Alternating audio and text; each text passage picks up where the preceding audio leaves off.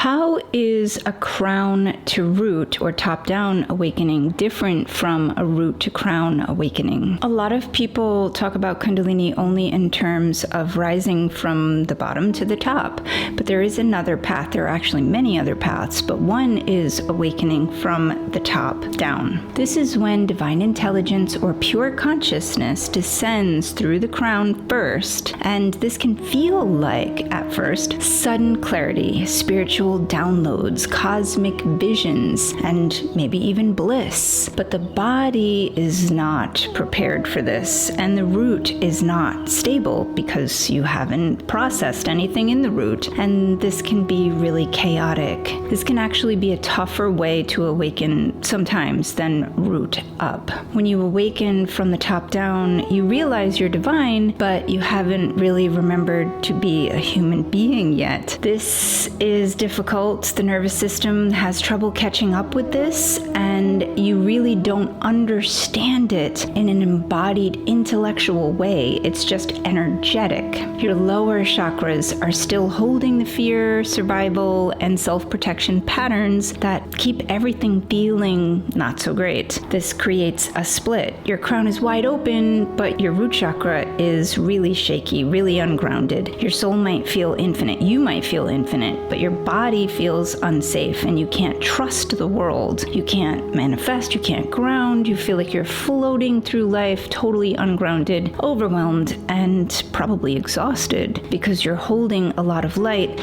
but you don't really have a good container yet. Root to crown awakening builds the foundation first. It's usually slower, deeper, and more regulated. It's a little easier in some ways, although not easy, just easier than top down. You heal the nervous system. You build safety in the root, power in your solar plexus, and then this energy starts to rise. So this is stabilized, and you have a more sturdy container. Crown to root is like lightning. It downloads the divine kind of instantly, but unless you anchor that energy into your body, you can get really burnt out.